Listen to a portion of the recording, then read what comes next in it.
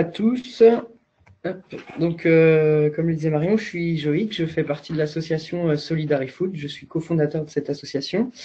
Aujourd'hui, je la coordonne et en effet, l'objectif, on partait à la base d'un projet associatif pour s'insérer dans la vie locale et active, enfin pas active, du coup, la vie associative et citoyenne, pardon, et du coup, on se retrouve à avoir quitté nos emplois et on essaye de créer trois CDI. Donc, il y en a un qui va être créé en septembre et après, on va essayer petit à petit de faire rentrer les autres personnes. Tu dois avoir un micro qui est allumé de quelqu'un. Hop. Donc, l'association Solidarifood, donc on l'a créée en 2015. C'est parti à la base de rencontres avec les banques alimentaires sur le territoire angevin. Donc, on est une asso qui est localisée à Angers. Euh, donc, à la base, on a été, oui, dans les banques alimentaires pour voir un peu comment ça se passait. Après quelques semaines passées à leur côté, on a remarqué qu'il y avait du gaspillage alimentaire au sein des banques, puisqu'elles n'arrivaient pas à tout redistribuer pour leurs bénéficiaires. Donc on s'est dit, tiens, on pourrait essayer de monter une structure pour au moins valoriser ces produits-là. Et puis de fil en aiguille, on a commencé à s'intéresser au gaspillage. Il y a une loi qui est apparue en février 2016, qui a contextualisé vraiment les choses et qui a mis l'ordre de priorité sur les projets, les initiatives à développer. Donc, on a passé 1 an et demi à faire du réseau, donc jusqu'en juin 2017. Et à partir de cette date-là, on a commencé à aller sur le terrain. Donc, concrètement, on a mis en place des partenariats avec des acteurs de la chaîne alimentaire. Donc, ça va du producteur donc jusqu'aux banques alimentaires qui sont un des derniers maillons de la chaîne. Et on collecte des produits, on essaye de les valoriser par tout moyen. Donc, aujourd'hui, ça passe par des ateliers de cuisine. Donc, on invite des bénévoles à venir avec nous en cuisine et ils nous aident à préparer les produits qu'on récolte. Tout ce qui est préparé, après, ça part pour des événements ponctuels pour l'instant, parce qu'on n'a pas nos propres locaux. Donc, on fonctionne avec des cuisines municipales ou des lieux privés qui nous sont prêtés.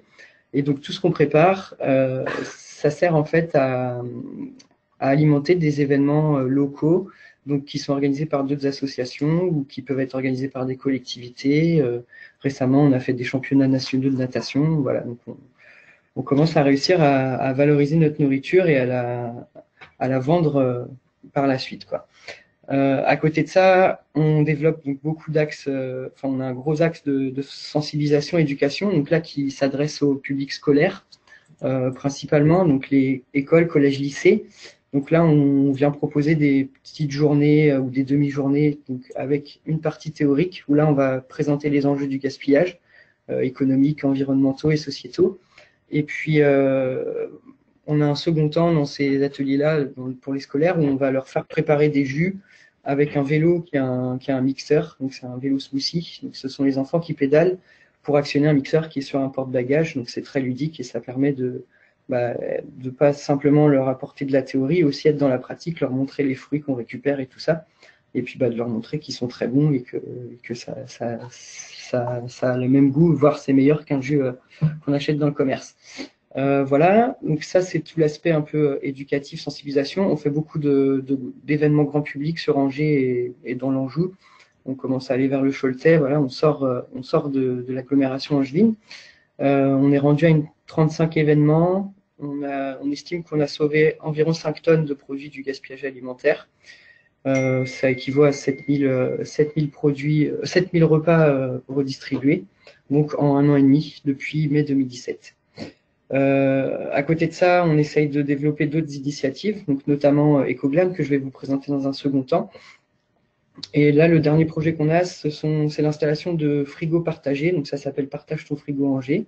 Et c'est l'installation de frigos qu'on met à disposition d'usagers de lieux publics, ou pas publics d'ailleurs, de lieux communs, de lieux collectifs, de lieux partagés. Et donc, chaque usager de ce lieu peut venir mettre et prendre dans un frigo qui est à sa disposition les produits qu'il a au sein de son foyer et qu'il ne va pas consommer, qui arrivent à date. Et voilà, donc on en a installé 3 aujourd'hui à Angers. Il y en a un qui fonctionne super bien, qui fonctionne avec les Restos du Cœur qui viennent mettre une partie de leur surplus dedans. Et voilà, l'idée c'est de pouvoir permettre aux gens d'avoir un outil au quotidien pour valoriser les produits qu'ils ont chez eux et qui ne vont pas être consommés, donc qui sont perdus au quotidien. Voilà, et donc après Ecoglan, je vous en parlerai après. On va faire un petit focus sur le gaspillage rapidement pour quand même bien délimiter les choses. Donc la définition officielle donc, du Pacte national de lutte contre le gaspillage alimentaire qui est reprise aujourd'hui par l'ADEME et qui est devenue la référence pour toutes les structures qui s'intéressent au gaspillage. Donc on considère que c'est toute nourriture destinée à la consommation humaine qui a une étape de la chaîne alimentaire est perdue, jetée, dégradée. Donc c'est ça qui constitue le gaspillage alimentaire. Vous avez en dessous un petit schéma que vous pourrez regarder plus en détail lorsque vous aurez le PowerPoint, pardon. Donc on constate que le gaspillage, il est à toutes les étapes de la chaîne alimentaire, hein, de la production jusqu'à la consommation finale. Donc ici on vous expose un petit peu les différents stades où on constate du gaspillage. Vous avez ici, donc on estime que c'est 10 millions de tonnes qui sont gaspillées chaque année en France, ce qui équivaut à 20 kilos par personne, et on estime à une moyenne de 400 € par foyer le coût du gaspillage par an. Et ce qui est intéressant de regarder, c'est de voir comment est-ce que ça se répartit sur la chaîne alimentaire. Donc clairement, on peut identifier 3 blocs, hein. On a un premier bloc en amont, au niveau de la production, donc c'est tout ce qui est pêche, agriculture.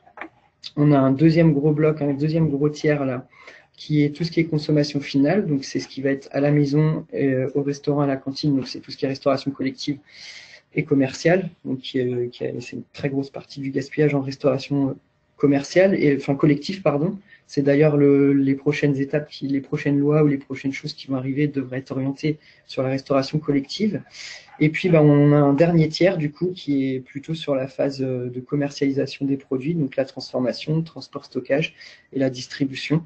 Donc là, c'est partagé entre la grande industrie, les logisticiens, et puis la distribution, donc la grande, moyenne, petite, et puis toutes les places de marché qu'on a aussi. Et voilà, pour vous parler un petit peu du gaspillage. Donc, je vais amener doucement l'idée d'Ecoglan et vous montrer comment c'est arrivé dans notre tête, comment ça a germé. Donc en fait, on a rejoint très rapidement le pacte national de lutte contre le gaspillage alimentaire, donc ça qui est porté par le ministère de l'Agriculture. On l'a rejoint en tant que partenaire officiel pour pouvoir accéder à des groupes de travail et puis suivre les évolutions vraiment au niveau étatique. Voilà, on est vraiment sur l'échelon le plus haut au niveau du pays. Donc, ça nous permet vraiment de voir tout ce qui existe, tout ce qui peut se faire, d'entrer en réseau avec les autres associations partout sur le territoire et de participer à des groupes de travail où là, on peut échanger et proposer nos idées et puis créer des nouveaux partenariats. Donc, dans le cadre de ce pacte, on s'est engagé, nous, pour la mesure 8, qui était de favoriser l'essaimage du glanage et de participer au développement des bonnes pratiques associées. À côté de ça, il y a également un autre groupe de travail qui est lié aux innovations et à l'efficience des partenariats qui peuvent être mis en place.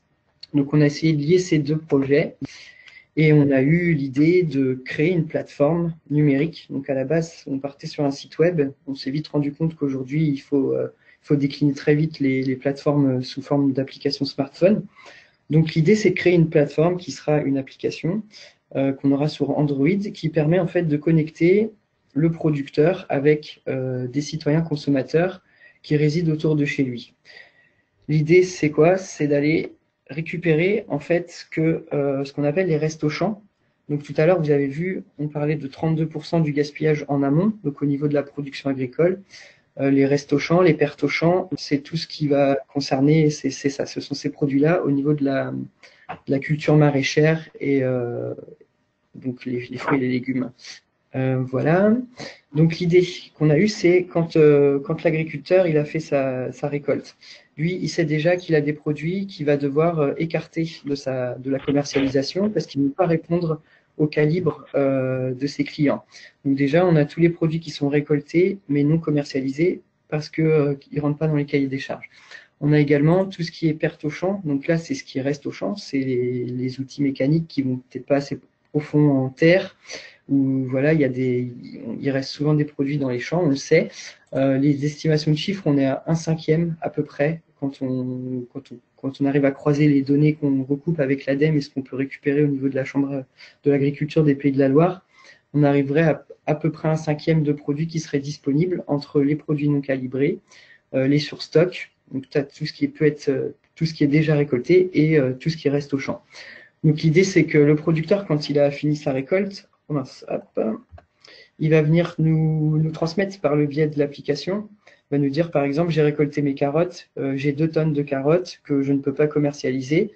Voilà, donc nous, on va recueillir l'information, on va la traiter et on va la diffuser auprès d'une communauté d'éco-glaneurs. Donc là, ce sont des personnes qui s'inscrivent également sur la plateforme, sur l'application, et qui nous disent, bah, moi, je suis prêt à recevoir, enfin, je voudrais que vous m'alertiez lorsqu'il y a des carottes qui sont disponibles près de chez moi. Donc là, c'est le cas. Donc nous, on va les prévenir. Si ça les intéresse, ils vont nous dire, OK, ben on est intéressé pour participer à la campagne de glanage qui se prépare. Lorsque nous, on a assez de participants pour estimer que les 2 tonnes de carottes, on va réussir à les écouler, eh bien, on va valider la campagne, on va transmettre aux personnes le lieu, la date et l'horaire sur lesquels ils peuvent se rendre sur l'exploitation agricole. Donc là, l'idée, c'est que nous, on soit présents sur le site. On va installer un petit marché éphémère avec un barnum et puis on installera des choses pour accueillir le public, où là, on va leur permettre d'acheter les produits qui auront déjà été récoltés, pardon. Et on organisera en parallèle de ça une campagne de glanage. Donc là, on va emmener les gens sur les parcelles qui ont déjà été récoltées pour qu'ils ramassent ce qui reste et ce qui a été laissé dans le champ. À l'issue de ces campagnes de glanage ou du choix des produits qu'ils auront fait sur le petit marché, on va peser les produits et l'idée, c'est qu'ils soient payés, donc toujours par le biais de l'application, à prix coûtant. Donc l'idée, c'est de générer un nouveau revenu pour l'agriculteur puisque les fonds seront en partie, en majorité même, reversés à l'agriculteur. Donc voilà, là, on a terminé la boucle. On a identifié un triple enjeu, nous, sur cette plateforme-là. Donc déjà, la perte et la limitation des pertes agricoles, donc la limitation du gaspillage alimentaire en amont. On a aussi le fait que on crée du lien social entre le producteur et le consommateur. Et on fait aussi revenir les gens à la terre, puisqu'on les convie à venir sur les exploitations agricoles. Pour le citoyen consommateur, ça peut aussi également être un outil pour éduquer ses enfants, les emmener avec eux lorsqu'ils font leur récolte, pour leur apprendre comment poussent les fruits et les légumes. En parallèle de ça, nous, vu qu'on fait de l'éducation aussi, on prévoit d'emmener des quarts d'enfants pour leur faire des campagnes de glanage et faire de l'éducation à la terre et à l'alimentation durable par la même occasion. Donc, je reviens sur plutôt les avantages aussi pour le citoyen consommateur. Du coup, lui, il a accès à des produits locaux à prix coûtant et il peut savoir d'où ça vient. Il a la connaissance des produits qu'il consomme. Et puis, pour l'agriculteur, lui, il limite ses pertes, il optimise ses ressources et on génère un nouveau revenu sur des produits qu'il n'arrivait pas à vendre aujourd'hui. Voilà un petit peu le modèle. Alors, aujourd'hui, où est-ce qu'on en est? Concrètement, le projet, on l'a lancé en 2017. C'est le fil rouge de l'association. On a commencé par faire une campagne de crowdfunding sur Ulule en partenariat avec Fleury Michon. Donc, du coup, ça nous a permis de récolter 5 000 € qui nous ont permis de déjà acheter les premiers éléments de communication, pouvoir avoir commencer à faire du réseau autour de ce projet, pouvoir faire nos premiers déplacements, faire une première étude de marché auprès des producteurs, des agriculteurs, des paysans, pour voir s'ils avaient un attrait à une solution comme celle-ci. Donc voilà, on a aussi financé une vidéo de présentation du projet et de l'association.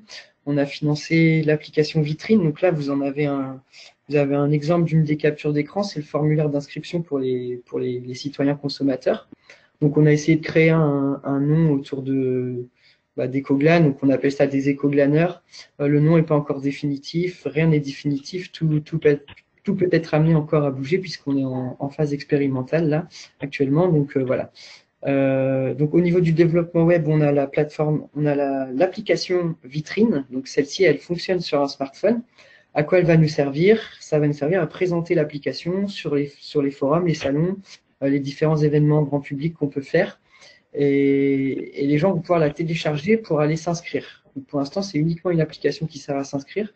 Nous, ça nous permet de recenser la demande et de voir déjà s'il y a un attrait certain pour le fait d'utiliser l'application au travers d'un smartphone.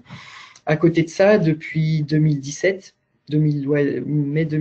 juin 2017, on permet aux gens de s'inscrire sur la plateforme, donc aux citoyens consommateurs on leur permet de s'inscrire sur la plateforme par le biais de notre site internet.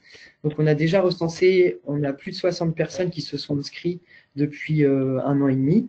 Donc c'est des personnes qu'on recontacte en ce moment pour leur annoncer qu'on va bientôt aller sur le terrain. Et on a une quinzaine de producteurs. Donc là, c'est plus ou moins avancé au niveau des conventions et des partenariats qui seraient prêts à jouer le jeu sur nos phases d'expérimentation. Donc concrètement, on a une petite communauté qui s'est constituée de producteurs et de glaneurs. Donc on va pouvoir bientôt commencer. Au niveau du financement, eh bien, on est lauréat sur l'appel à projet économie circulaire de la région des Pays de la Loire. Donc on a une subvention pour développer la phase expérimentale sur 2 ans. Donc l'idée, c'est de à la fois continuer à développer l'aspect informatique, mais aussi de pouvoir commencer à aller sur le terrain pour se confronter aux barrières et aux freins, voir quels leviers aussi on peut activer. On pense notamment aux phases de pesée. Voilà, tout ça, c'est des choses qu'il faut qu'on teste pour voir le temps que ça prend, quels moyens humains il faut, et tout ça. Donc, on est également en train de compléter le financement. Donc, on fait d'autres appels à projets, on cherche des subventions ailleurs, on fait des concours, on fait appel au mécénat aussi. On a de l'autofinancement aussi, puisque par le biais de nos prestations, on arrive à générer de la trésorerie. Et il y en a une partie qui va être allouée au projet aussi. C'est l'idée aussi de pouvoir être pas indépendant sur les phases de test, mais que ce soit un projet qui soit autonome rapidement si ça arrive à fonctionner et à se multiplier, à se dupliquer. Donc Save the Date en septembre, pardon, puisque, donc, comme je vous le disais, on est en train d'organiser les premières phases de glanage, de campagne de glanage. Donc là, ça va être sur des réseaux assez informels. On va fonctionner par des chaînes de mails, puisqu'on n'a pas les outils techniques encore. Mais ce sont des personnes qui sont volontaires pour se joindre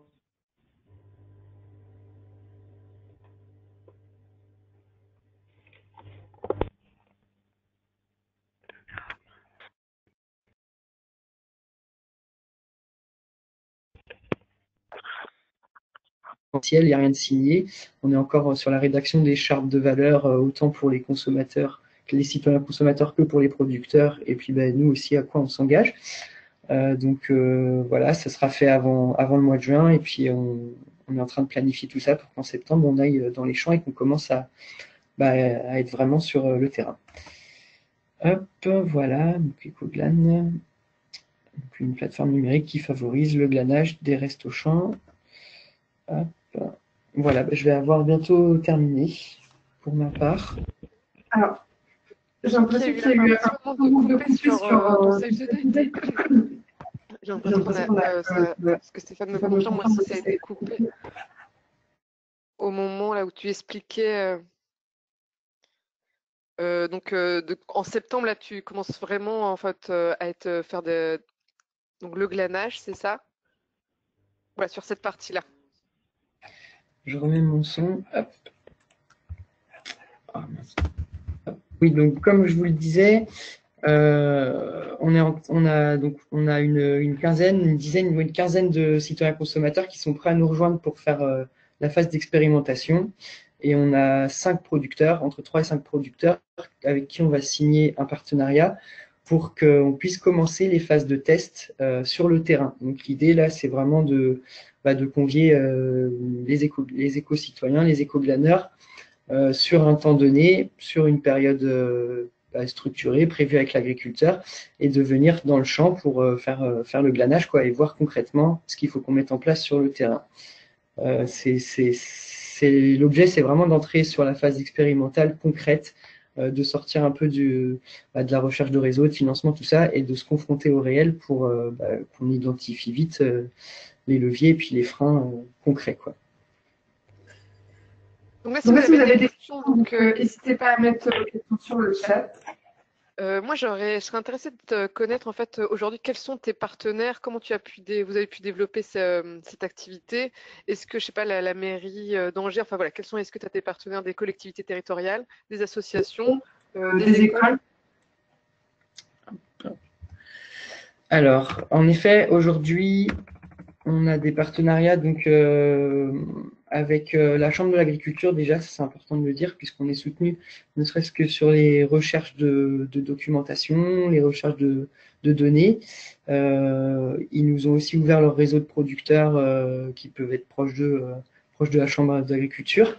On a également des contacts donc avec Solal, qui est l'association, c'est une association nationale qui organise le don agricole. Donc c'est pareil, là c'est des ressources qu'on a en termes de veille juridique, d'avancée, de volume, tout ça. Ça nous permet d'avoir des données chiffrées.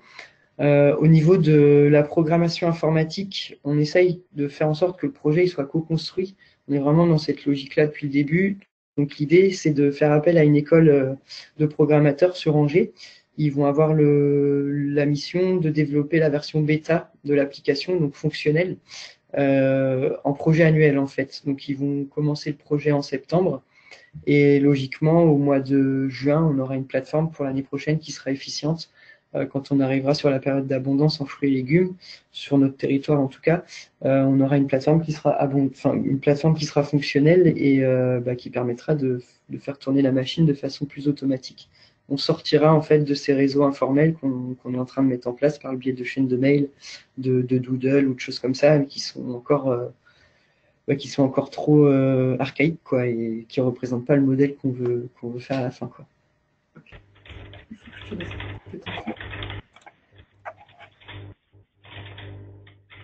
Je vois. Donc Stéphane, tu me dis que tu as plusieurs questions. Du coup, je te laisse prendre la parole pour poser tes questions. Vous m'entendez? C'est bon, on t'entend. Oui.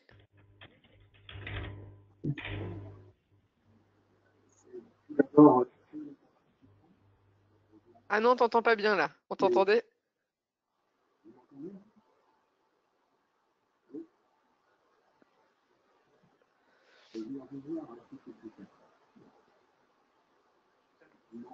Non, on va pas t'entendre.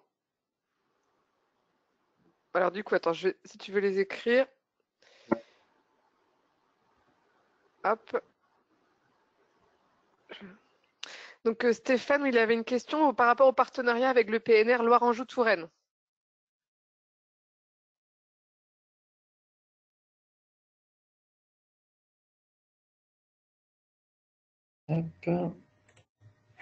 Du coup, vous pensez que le PNR pourrait être un partenaire sur le territoire? Pour répondre par chat, peut-être. Ouais. Bon, Stéphane, tu peux venir, c'est au bout du couloir.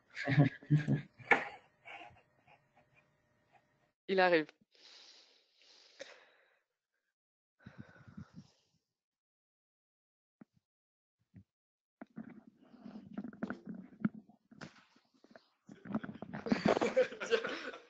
Ça marchait pas, je vous entendais pas à un moment. Ouais.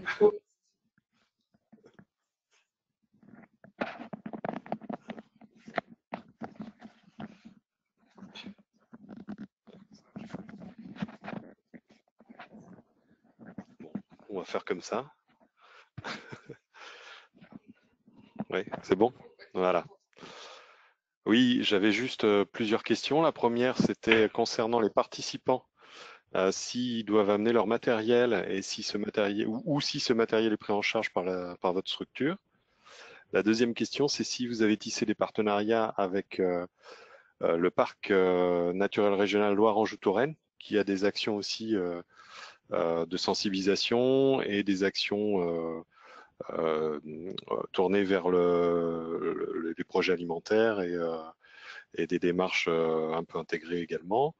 Et puis, la dernière question, c'était comment vous associez les territoires. C'est un peu ce que tu développais, Marion. Comment vous associez les territoires, que ce soit les EPCI ou autres collectivités, à ce travail?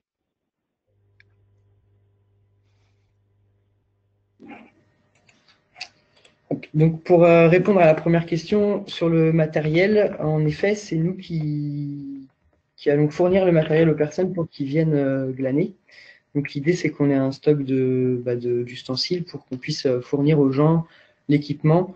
On ne veut pas ajouter de contraintes, il faut que ce soit simple en fait, parce qu'on a l'idée, on commence à se projeter et se dire qu'il y a sûrement des gens qui vont passer sur les campagnes de glanage en rentrant du travail ou des choses comme ça, qui pourraient être peut-être pas en tenue pour aussi aller dans le champ. Donc l'idée c'est qu'on fournisse des bottes Bon, on va peut-être pas aller jusqu'aux cotes, au bleu de travail, mais au moins des bottes et des gants, et puis bah, tous les ustensiles, un panier pour récolter, et voilà, c'est l'idée qu'ils puissent venir sans avoir la contrainte de dire, ah mince, j'ai pas mon matériel, tout ça. La deuxième question concernait le PNR. Donc le PNR, on ne l'a pas encore contacté. En effet, en ce moment, on est plus sur enfin, depuis le début, on est plus sur le démarchage des citoyens consommateurs en direct, directement. Alors c'est vrai qu'on est passé par quelques AMAP parce qu'on a essayé de cibler en priorité les citoyens consommateurs qu'on pensait être les plus à même à être touchés par le projet et à vouloir s'y impliquer. Donc on a essayé déjà de trouver des citoyens consommateurs éclairés. Donc on est passé par quelques AMAP, des usagers des ruches, des choses comme ça.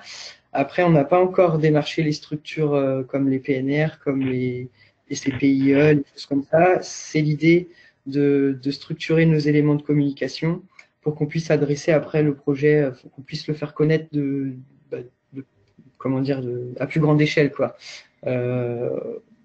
Le financement qu'on a eu est récent et on est aujourd'hui en train de développer le projet vraiment de façon bien plus croissante que ce qu'on a pu faire auparavant, quoi.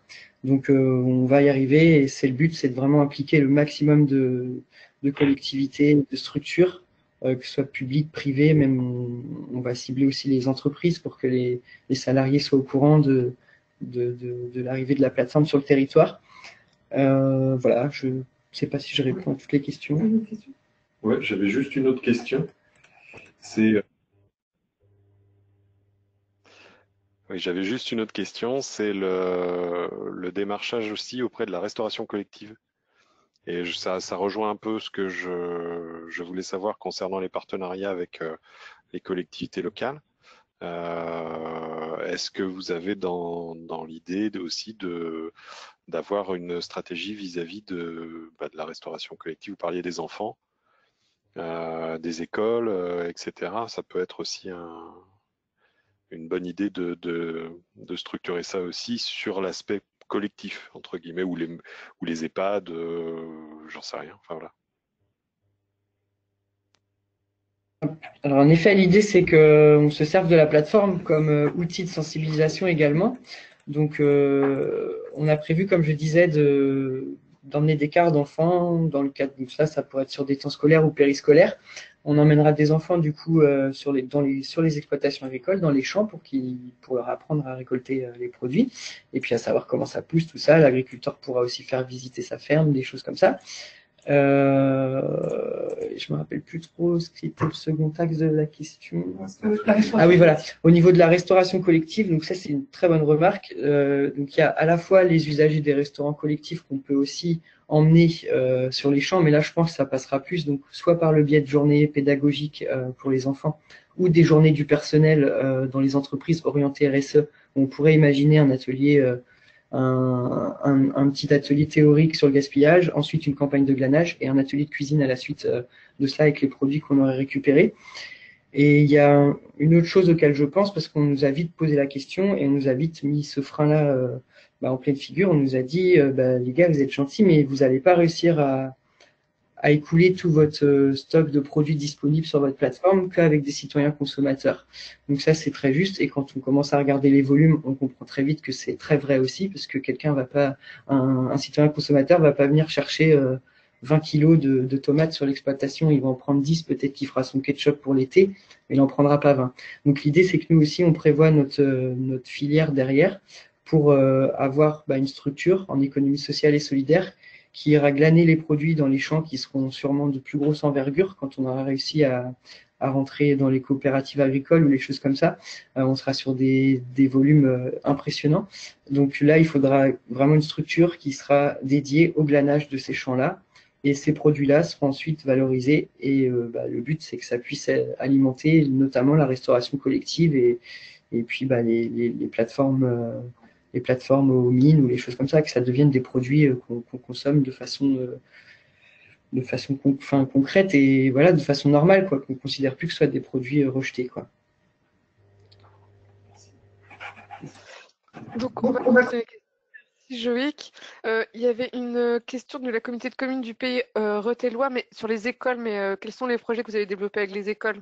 Finalement, on a un peu parlé, c'est en cours de développement. Donc, je te laisse reprendre le. Hop.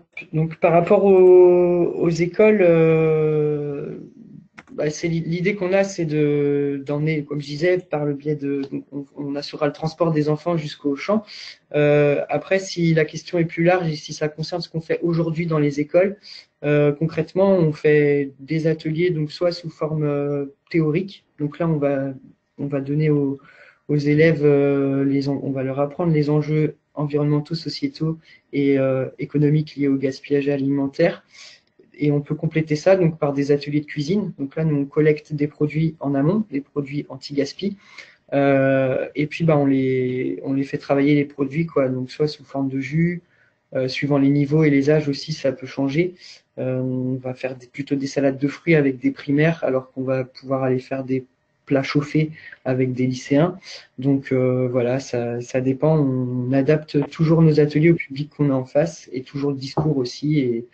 Et on va plus loin avec des étudiants aussi quand on fait des conférences supérieures. Hop. Donc voilà, j'espère que ça répond à la question. Martha, je te laisse poser ta question. Oui, bonjour, je voulais revenir sur les actions que vous avez présentées au début. Vous parliez de nourriture dans les festivals. Je voulais savoir comment ça s'organisait. Est-ce que là, vous faites appel aussi à votre réseau de glaneurs? Est-ce que la nourriture, elle vient aussi des supermarchés? Ou, comment tout ça s'organise?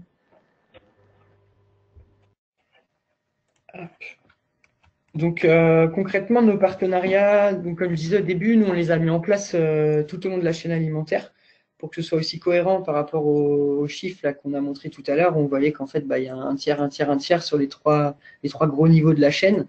Donc on travaille avec des producteurs locaux par le biais de la structure BioLoire Océan. On va faire les fins de marché aussi. Ça, c'est tout ce qui concerne les producteurs, les maraîchers. Après, sur la grande, moyenne, petite distribution, on travaille avec les magasins Biocop, Caba Biocop sur Angers. On travaille avec Biodélice, qui est une boutique donc de bio qui est alimentée par bah, des producteurs, enfin un gros producteur local. Donc c'est du circuit court, de la vente directe. Tout ça, c'est en bio. Après, on travaille avec Lidl, donc il y a beaucoup de bio, mais pour le coup, c'est plus Biocop, quoi. C'est Lidl, c'est d'autres volumes. Après, on travaille avec les Jardins de Cocagne. Donc, les Jardins de Cocagne, c'est une association angevine, je crois que ça existe un peu partout, qui fait de la réinsertion de personnes en situation compliquée par le milieu agricole. Et donc, à Angers, ils ont un hangar aux mines où ils collectent les pertes des transporteurs et des maraîchers qui sont installés aux mines. Et donc, du coup, on va récupérer aussi là-bas ce qu'ils ont en surplus. Donc, une fois par semaine, on va collecter les produits là-bas. Donc, Cocagne en partenariat avec le mine. Et puis, ensuite, bah, les banques alimentaires, comme je le disais, donc les Restos du Cœur, Secours Populaire, Banque Alimentaire 49, où là, on va récupérer les produits bah, qu'ils n'ont pas réussi à distribuer. Et puis ensuite, donc, nos frigos aujourd'hui qui nous servent de point d'approvisionnement, puisque bah, il y a des commerçants qui commencent à venir mettre des produits dedans et tout. Donc, des fois, on se retrouve avec des volumes dans ces frigos-là. Et donc, comment dire, les ambassadeurs de chaque frigo sur les lieux nous appellent et nous disent bah, venez chercher ces produits-là. Donc, c'est comme ça qu'on a réussi à récupérer déjà 5 tonnes. Après, donc, les produits sont collectés, on les centralise dans des cuisines municipales ou des cuisines privées qu'on loue ou qu'on met à disposition. On invite notre bénévole à se joindre à nous. Et on invite des nouveaux bénévoles aussi. Donc là, on travaille avec plein d'autres structures. On était hier, par exemple, avec REDA, c'est le réseau d'entraide des demandeurs d'asile à Angers. Donc là, on a cuisiné avec eux des produits qu'on a collectés et on a partagé un repas à la suite. Donc pour le coup, là, gratuit, puisque voilà, l'idée, c'était de les aider aussi. Et de leur apprendre à cuisiner les produits qu'ils peuvent retrouver après en banque alimentaire. Voilà, j'espère que je réponds toujours bien à la question. Oui, merci. C'est parfait. Alors, je vais donner aussi la parole à la communauté de communes du pays Rethelois qui avait des questions.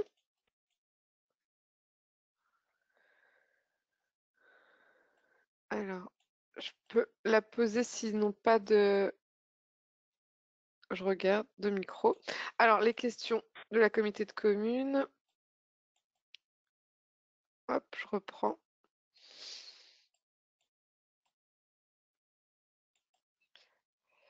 Donc, tu as un peu répondu là, c'était travaillez-vous avec des producteurs ou maraîchers bio ou qu'avec des conventionnels?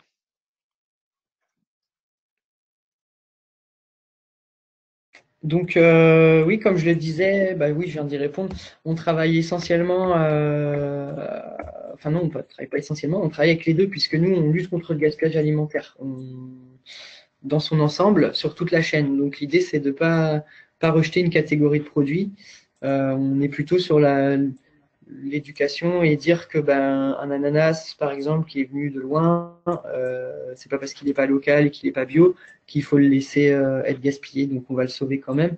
Après, il est certain que lorsqu'on fait l'éducation, lorsqu'on fait nos ateliers d'éducation auprès des jeunes, on insiste plus sur une consommation locale, raisonnée, durable. Donc on oriente aussi les choses vers le bio et tout ça, mais on n'est pas des défenseurs du bio. On reste aussi une association loi 1901.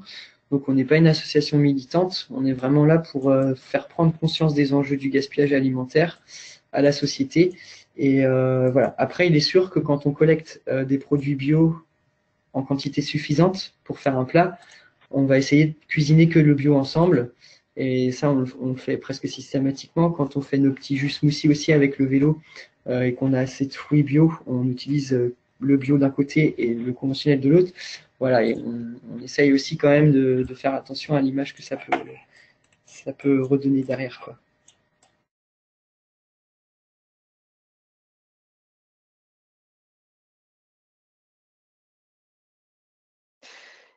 J'ai une autre question de Marie, porteuse de projet In Extremis. Est-ce qu'elle veut aussi poser sa question? Tu peux allumer ton micro.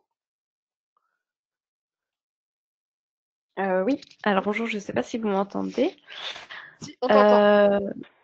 Du coup, moi je suis de Lorraine, mais j'ai fait mes études à Nantes, donc voilà, j'ai un peu été au courant. Je ne sais plus comment par ces web conférences, et du coup c'est chouette et bravo pour ce beau projet. Moi j'avais une question parce que du coup je suis aussi anti-gaspi et tout ce qui est valorisation auprès de collectivités. Et notamment, sous quelle forme en fait vous réussissez ou vous créez vos partenariats auprès de collectivités, que ce soit des banques alimentaires ou soit voilà des cantines, des écoles, des crous, enfin voilà. C'était plus par rapport au partenariat, ma question.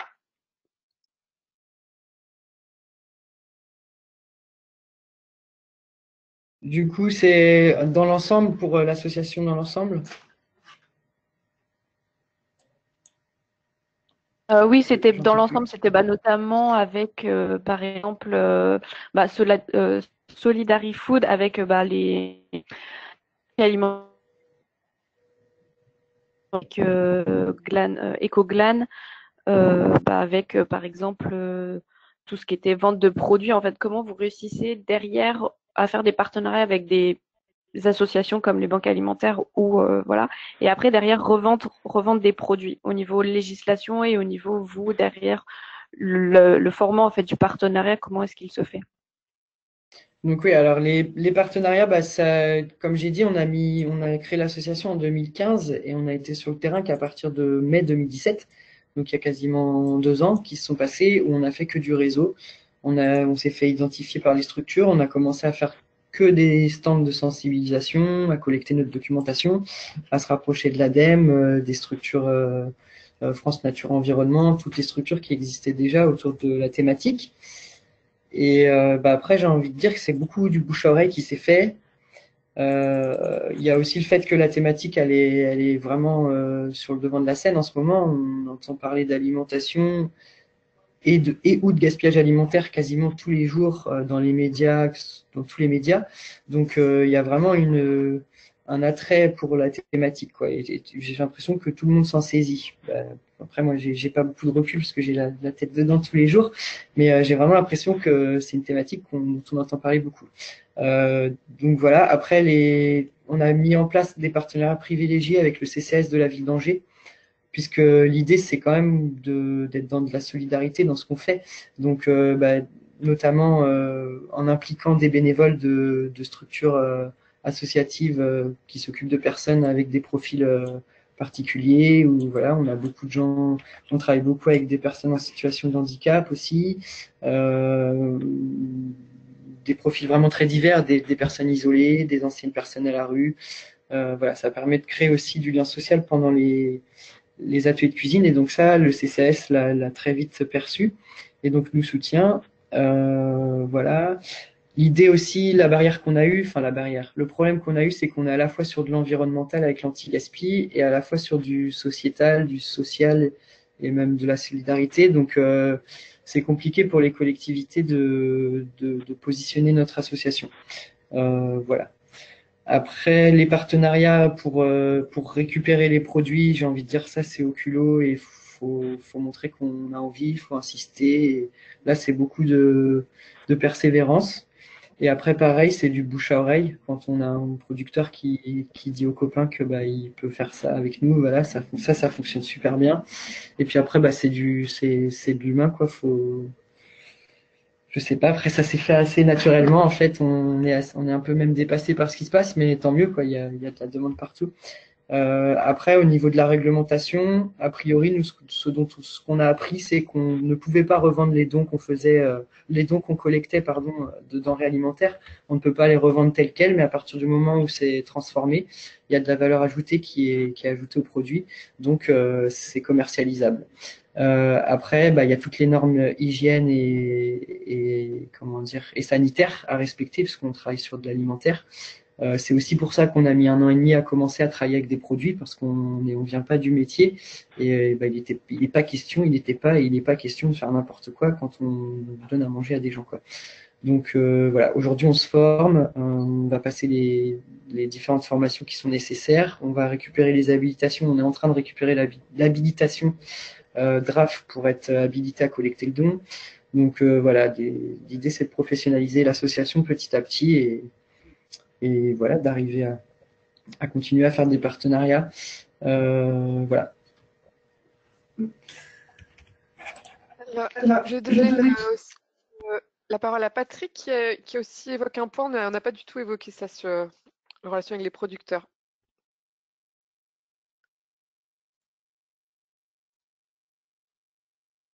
Est-ce que Patrick, tu es là? Alors sinon, je vais lire sa question. Donc, c'est comment les producteurs reçoivent cette initiative, positivement ou avec méfiance? Alors là, j'ai envie de dire, ça dépend du profil de l'agriculteur, ça dépend de la structure qu'il a, ça dépend de la taille de ses exploitations, de ses champs, ça dépend, voilà, tout ça. J'utilise toujours plusieurs mots parce que il y a des exploitants agricoles qui veulent pas qu'on les appelle exploitants agricoles, ils veulent que ce soit qu'on dise paysans. Il y en a d'autres, c'est des agriculteurs, mais ça les dérange pas qu'ils soient exploitants agricoles. Donc ça dépend vraiment, c'est vraiment à nous de présenter le projet en ayant analysé la production et le positionnement de l'agriculteur par rapport aux méthodes agricoles qu'il va utiliser. C'est à nous de positionner notre argumentaire après là-dessus, quoi. Donc il n'est pas question de mentir aux gens non plus, donc voilà. Mais en fait, la phase de test, on essaye de la faire sur des petites structures avec des agriculteurs ou des paysans, pour le coup, qui sont déjà impliqués sur ces thématiques-là, qui n'ont pas énormément de pertes, mais qui savent qu'ils peuvent arriver à 0 perte grâce à du glanage ou à des propositions comme EcoGlan. Donc, on oriente plus vers ces structures-là. On oriente aussi vers le bio sur les phases de test, et sur la culture diversifiée, puisque c'est pareil, pour qu'il y ait de l'attrait au début, il faut que les citoyens consommateurs se déplacent pour autre chose que de la pomme ou que de la carotte, quoi. Donc il faut qu'on ait des structures où il y a de la diversité au niveau de la production, et puis que ça reste quand même des petites structures aussi, puisqu'on n'a pas beaucoup de moyens humains aujourd'hui pour encadrer les structures. Donc si on a déjà 20 personnes qui viennent pour la première phase de test, il faut nous derrière qu'on soit au moins 5 ou 6 pour encadrer et faire attention à tout, et qu'il y ait aussi des personnes qui puissent prendre du recul pour analyser ce qui se passe et tout ça. Donc voilà. L'idée, c'est qu'on arrive à creuser les choses aussi au niveau réglementaire sur tout ce qui concerne coopérative agricole, Donc là, sur les grosses structures, puisqu'a priori, aujourd'hui, réglementairement, on serait coincé vis-à-vis des contrats d'exclusivité qui régissent un peu le droit agricole des coopératives agricoles. Voilà. Là, je dis peut-être des bêtises. Si d'ailleurs il y a des gens qui ont la réponse à ces questions-là, on la recherche. On est en train de poser les questions dans les différents services étatiques et dans les chambres consulaires pour en savoir un peu plus. Voilà. Les coopératives, pour l'instant, c'est compliqué. On est en lien avec Terena, qui est une grosse coopérative quand même sur le territoire, qui s'intéresse au projet. Et voilà, l'idée, c'est de pouvoir continuer à avancer aussi avec eux sur cette thématique-là et voir comment on peut agir. Ouais, merci. Donc, il y a aussi une question du comité de communes du Pays Rethèlois, c'est quelles sont les différentes normes d'hygiène pour la redistribution? Alors, au niveau de la redistribution, si on parle d'écoglan, c'est des produits bruts qui sortent du champ. Donc, c'est comme quand vous allez faire une collecte ou une cueillette sur place. Il y a beaucoup d'exploitations agricoles. Enfin, il y en a pas mal qui le font aujourd'hui. Donc là-dessus, il n'y a pas de problème.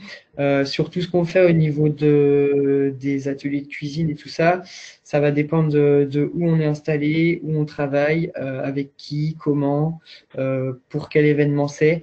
Voilà. Quand on travaille pour les collectivités publiques, en fait, non, pour l'instant, on n'a pas eu de soucis ni de barrage par rapport à ça. Le seul problème, la seule barrage qu'on a eu, c'est quand on a voulu aller faire une campagne de présentation d'Ecoglan dans le centre-ville d'Angers et qu'on a voulu distribuer des smoothies. Étant donné qu'on n'est pas habilité DRAF, on n'a pas pu distribuer nos produits.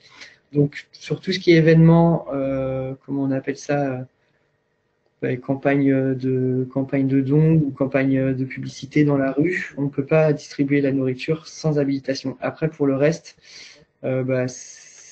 c'est à nous de montrer qu'on est sérieux et de faire les choses correctement, quoi. Il y a quand même un peu de flou là-dessus encore sur la redistribution. On sait qu'on est bloqué au niveau de la restauration collective, en tout cas ça c'est sûr. Restauration commerciale, a priori, il y a quand même très peu de gaspillage. En tout cas sur les petits restaurants de quartier où voilà, on ne parle pas de flunch ou des choses comme ça, ou de restauration rapide, parce que là, il y en a beaucoup. Voilà, au niveau de la redistribution.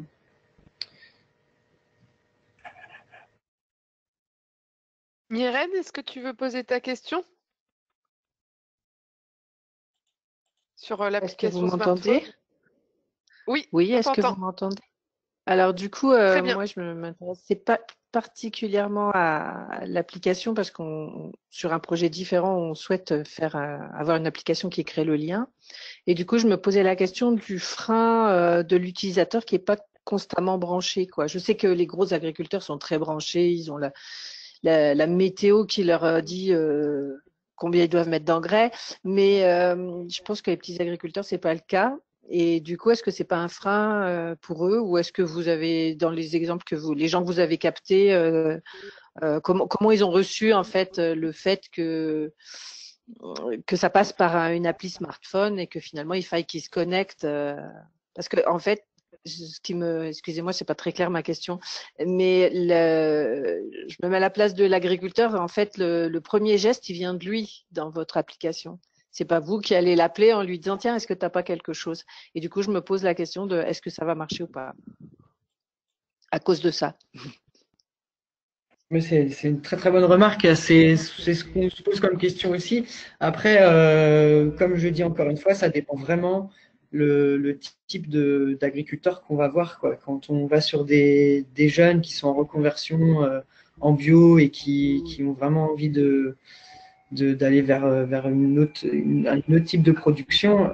Là, c'est des trentenaires, ils sont connectés au quotidien, ils ont tous un smartphone dans la poche, ils écoutent leur musique dans le champ et tout ça. Donc voilà, ils sont hyper connectés, ça, ce sera facile.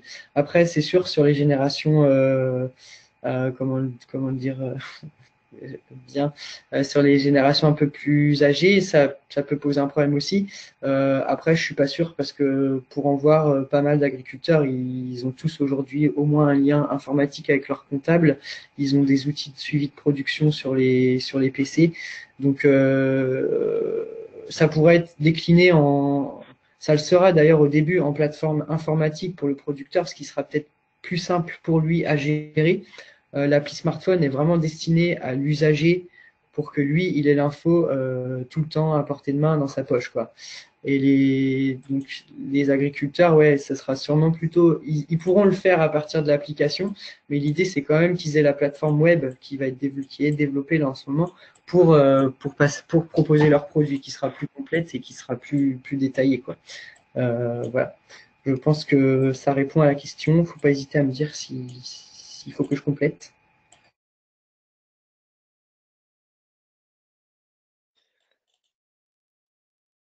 Non, ok, ça a l'air de faire l'affaire. Donc là, j'en ai fait le tour des questions. Donc s'il y a des retardataires, n'hésitez pas. Sinon, je vous invite vraiment à mettre votre adresse mail via le chat. Comme ça, on pourra communiquer ensemble si vous voulez les documents et avoir des informations que je vous envoie les diaporamas.